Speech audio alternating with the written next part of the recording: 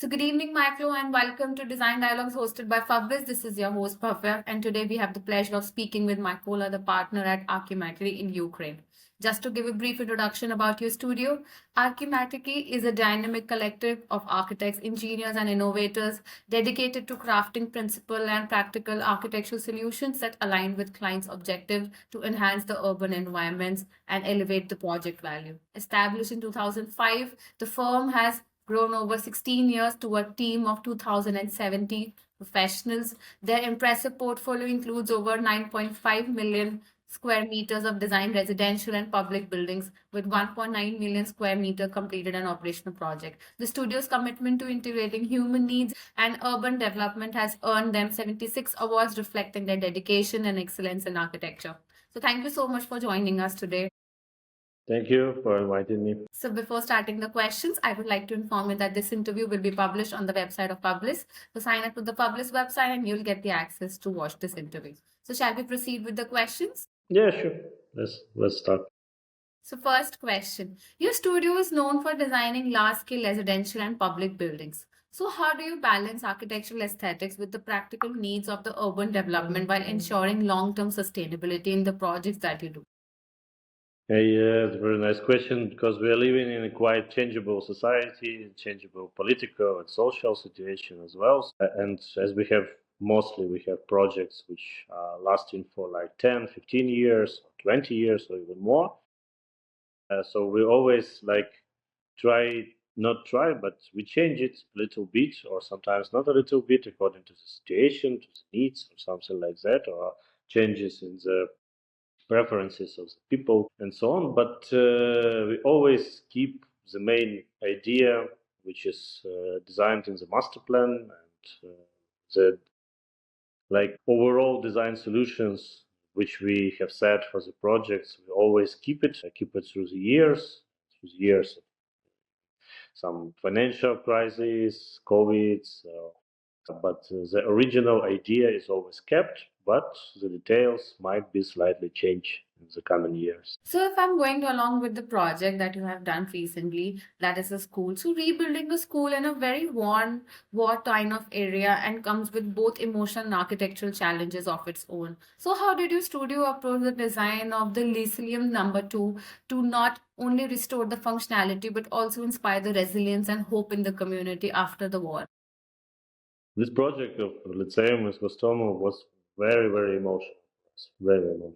So it was a not non-commercial project and very social project, and we did it very close to the community of people of Hostomel who live there, currently are living there, and it was even more emotional that the designing process was made with all blackouts, electricity blackouts. So it's one of the projects that we did on a generator itself. So one more thing to come through. So, but first of all, we understood that how it was very important for the community, Hromada in Ukrainian, to keep the original layout of the projects, with which they are familiar with. On the other hand, we understood that the school needs to be modern and need to face all the problems and all the educational processes that is now like 21st century, because previously, even before that was attacked, the school was built in 80s and like a typical Soviet school, so we'll definitely need to rearrange it. So, talking about the same project, the concept of the school of the future suggests a very forward thinking approach towards education. So, how did the architecture design of this project incorporate innovative learning environments that go beyond the traditional classroom structure that usually go along? Because it was one of the unique projects that you just mentioned, the emotional aspect that you had taken along. Yeah. Well, first of all, as I said, we needed to keep the original layout, with which people are familiar with. Secondly, what is typical Soviet school as it was even before disaster? So it's a corridor system. It's a classes put in on it without any public areas inside or outside. But on the other hand, it has a very big outside territory, about 2 hectares, which is non-usable. They just have a one big stadium. So we understood that first of all, inside the buildings, we need to create the public areas for children to communicate with. We wanted to make it with a lot of lights inside. And on the other hand, the school before the war, it was a public hub for the residents. So they get used, they go there in the evening, go on the football match on the football fields, or some concerts and so on.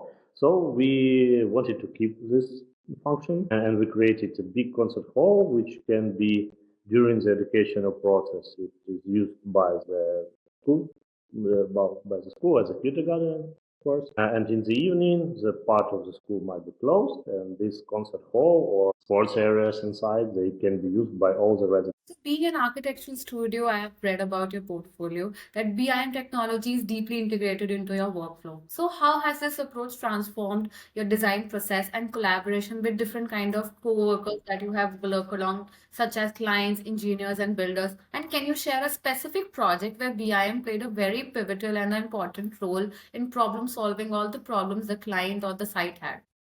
100% of our projects are made in BIM because even huge one and middle one or even small one, definitely BIM is a system to use. From the old, like historical beginning, almost the beginning of the company, all the time we use them because for huge projects as Comfort Town, as Respublika Park Trade Center, we definitely need it. Allows you to avoid almost all possible mistakes. So definitely, if you want to do this project in the time which is limited for you, BIM is the only possibility. So otherwise, it will be spread on the years. Yeah. So talking about the given historical context of Ukrainian villages that has been evolving throughout the time in terms of natural migration and the external pressures. So how can architecture play a very important role in revitalization of the rural communities while maintaining their authentic lives? Very interesting question, especially regarding the villages. Definitely, village situation is a shrinking situation in Ukraine. Even before the war, it was. Honestly, to say, almost nobody cares about this situation. So we have a huge urbanization. It's typical to the world, I think. But still, we have a lot of people living over there. I think we need to have enthusiasts to work through that. And in our company, there is a couple of them. People who are really interested in what with villages is going on. And in 2023, we made a project for the government. It is a village of Posad Pokrovsky. It's in Mykolaiv region, in the southern parts of Ukraine. It was as well destroyed during the war. And the government asked us to make a concept how it might be recreated. And luckily, we have people who are enthusiastic about that, first thing. And the second thing, they are familiar with this situation because, for example, me, I am the urban citizen for all my life. I don't know what to do with the village. If you ask me to make this project, I think I will fail. But definitely, we have a person called Sander, one of our main architects. He is familiar with how the village should be developed. Uh, and nevertheless, then you present this project to Hromada, to the community, and if you don't understand their needs, it is impossible to sell them any solutions architecture. So with modern urbanization and the economic migration, people generally go and move towards cities. It happens all around the globe. That is the current situation. So what architectural planning strategies as an architect you can suggest that make villages more attractive for younger generations to stay and thrive at the same place that they were born and they don't have to leave the place that they were born to work around in another place? It's a very simple question and very hard question. Socially, of course, you need to give them possibility for of a job over there for them to stay in the villages, first of all.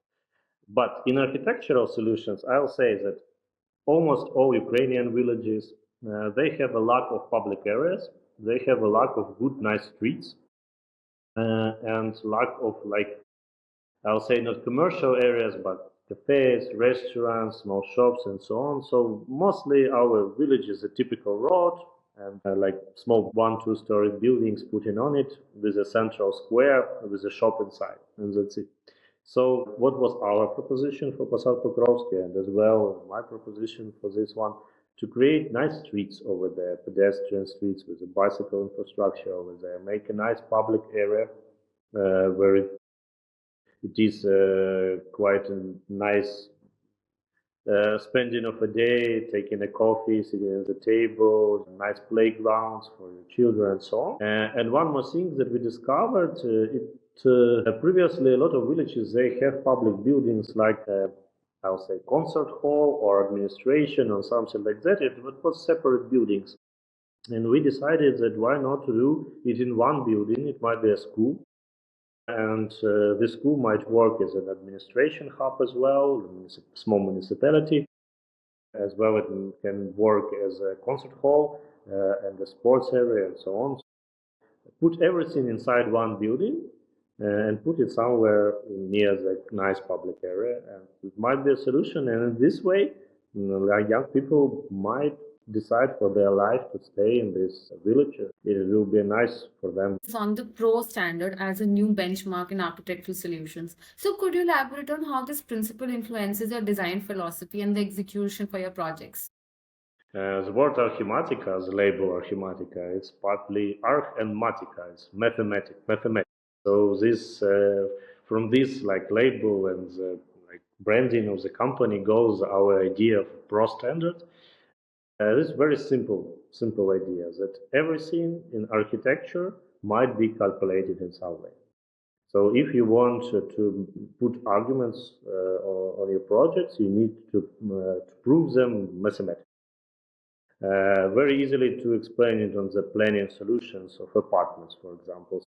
When we design the apartment, we mostly calculate all the areas that we have. So if the apartment increases areas, for example, it's two-bedroom apartments of 60 square meters and two-bedroom apartments of 70 square meters, they couldn't have the same functions. So if it increased in 10 meters, these 10 meters should be or like bigger kitchen or bigger wardrobe or some maybe extra cabinet or something like that. So this is the idea of a pro standard. So everything is calculated according to the logic. The comfort town's vibrant facades contrast starkly with the surroundings of the Soviet era grey structures. So, what was the design philosophy behind the bold color scheme, and how did you think that it influences the community's identity and the well being?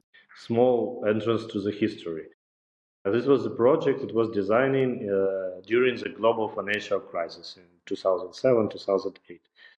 So, first of all, that's why we needed to find the solutions which are very simple economically, first of all.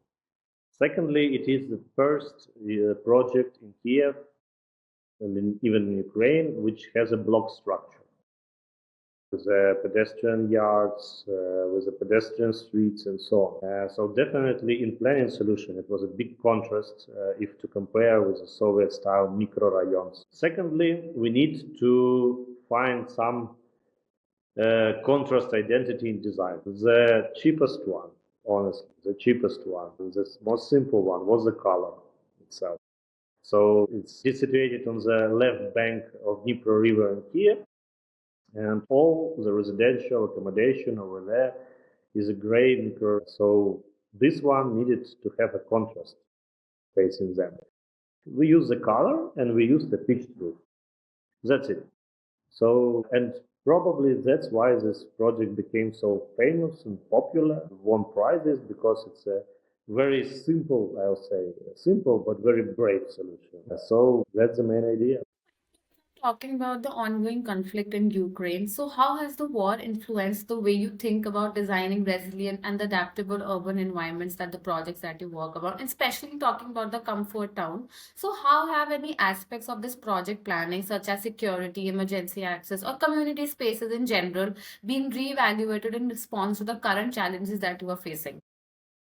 Very complex question, actually. What I'll say, I'll start probably from the practical side. From the practical side, of course, we are building now buildings only with shelters. It's impossible to build it with shelters.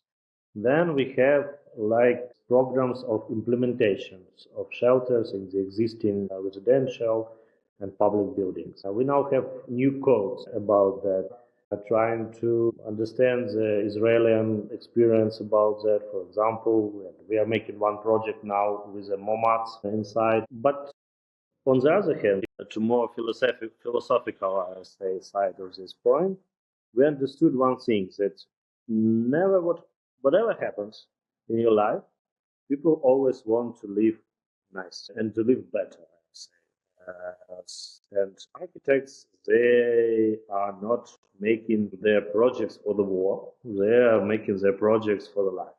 So, nevertheless, all the things, implementations we are doing according to the war doesn't change our philosophy that we are making comfortable projects, nice residential and public buildings and schools and so on. So I'll say that I had the chat about that.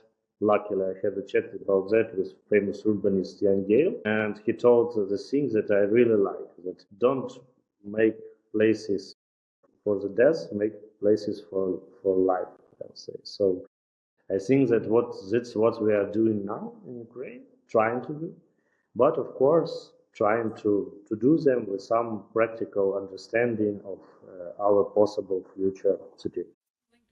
Question for the day. So, looking ahead, as cities continue to evolve with rapid technological advancement, shifting societal needs, and the increasing environmental challenges, how do you see the role of architecture adapting not just in shaping the shapes and spaces, but also in shaping the way people experience and interact with the world around them? Interesting. I think that architects definitely should look to the future.